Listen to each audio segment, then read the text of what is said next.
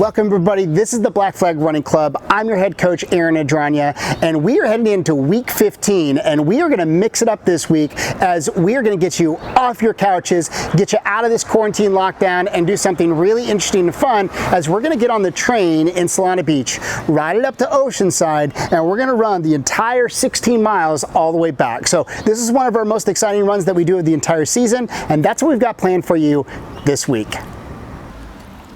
All right, and last but not least, the map challenge. This is your last opportunity to get your submission in to be part of the map challenge and win a free pair of Gooder sunglasses. So if you haven't done it yet, it's pretty simple. Map out your run, make it something interested and related to Black Flag. As you know, take a screenshot of your course on the heat map and post it to social media. Use the hashtag BFRC Map Challenge, and make sure that you also tag at Black Flag Running Club. And then whoever gets the most likes by this Sunday will be the winner and win the free pair of sunglasses. We'll make the announcement in next week's post. Alrighty, good luck. Alrighty, so this is how the train run is going to work for this week. So normally there's a lot more elements that we add into this. We're going to switch some of those things up because obviously with COVID and some of the lockdowns that are in place, there are some limitations for us, but this is generally how it's going to work. So as you'll see here, we've got a list of all the trains that are going from Solana Beach up to Oceanside. So really doesn't matter which train that you're on, but I do want to recommend either the first two or the last one as being the most appropriate ones to go with. And the reason is I'm just thinking about temperature. If you wait till the 12 o'clock train or something like that, it's going to be way too hot for you to be out there for the over hour and a half to 2 hours that you're going to be out there. So I recommend either the first two trains.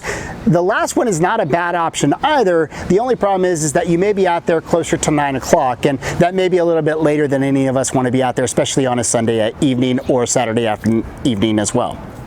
So what do you need to do? First and foremost, go to Amtrak, look up the Surfliner, find the train number of the train that you plan on being on, and then purchase your ticket in advance.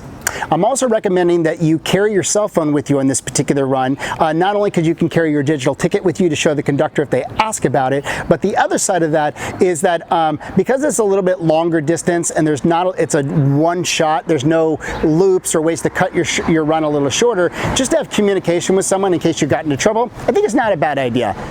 Now, I'm not worried about anybody. We've been training at this level for quite a while now and feel very confident that everybody could take a run like this fairly easily, but that's just being mindful of your safety, and I think that's probably just a good practice to be in.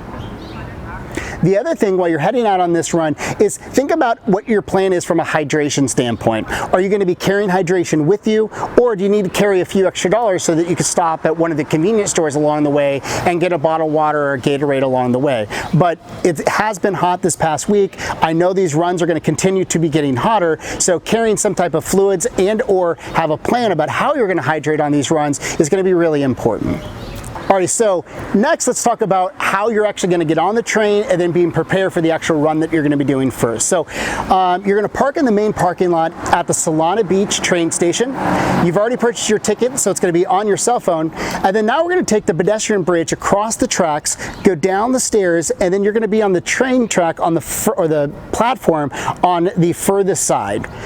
Basically, the train will show up, you're gonna ride it one direction all the way on up to Oceanside. There's no stops in this entire time, and it takes about 20 minutes, I think, to go from one platform to the next.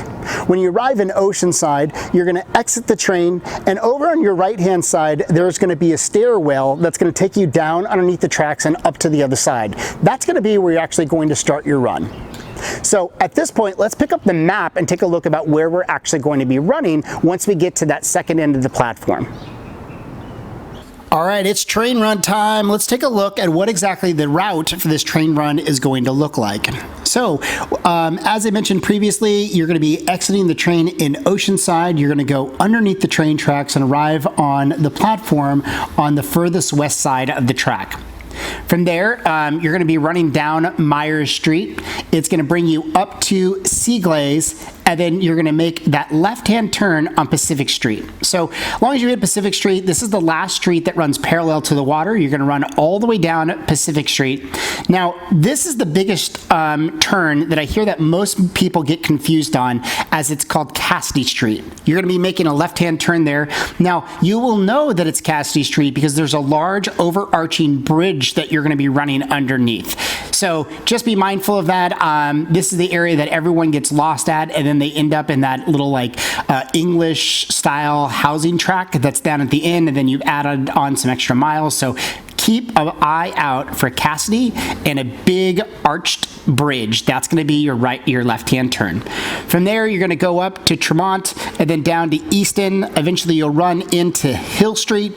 From there, you're going to be making a right-hand turn, and you're going to be following Hill Street all the way down until you get to where McGee Park is at. Now, we've left from McGee Park in the past, so at this point, things should start to look relatively familiar for you. You'll be making that right-hand turn, bring you up to the ocean. You'll be able to see on the distance, and you're going to stay on the 101 the entire duration until you arrive back down at Solana Beach. No other turns other than that one section. Alrighty, so it's a long run, but it's fairly simple. The two major confusing points, again, are back at the beginning, kind of getting over to Pacific Street, and again, getting on the 101. But both of those run parallel to the water, so as long as you stay between the 101 and the water, you shouldn't get too terribly lost. All right, good luck. Have a great run. All right, so that's going to be the route that we're going to be heading on. Obviously, again, once you get back, you'll head down to your car, and that'll be the conclusion of your race. Carrying your camera or carrying your phone with you, I think is probably a pretty good idea. Taking pictures along the way always makes it more fun. And lastly, have a hydration plan before you head out. Be cognizant of timing as well, about how long you think you're going to be out there, and then what's the projected temperatures in relation to that. That 6:30 train is really early, but I do think getting ahead of the heat is probably not a bad idea either. All right, have fun out there on the train run. Now let's talk about what we've got actually listed for each one of those groups to be running this weekend. All right, so first up, you may have noticed that we officially have dropped La Jolla because that race was this past weekend. So the long runs for the run walk program, you guys are going to be out there between 120 and 190 minutes. This is your last week of this interval, so you'll be out there for 2:06 or 2:13, so 2 minutes walking followed by 8 minutes of running, or 2 minutes of walking followed by 13 minutes of running. Now the intermediate group and the PR chasers, you guys have got some options in front of you. You could be out there between 12 and 18 miles.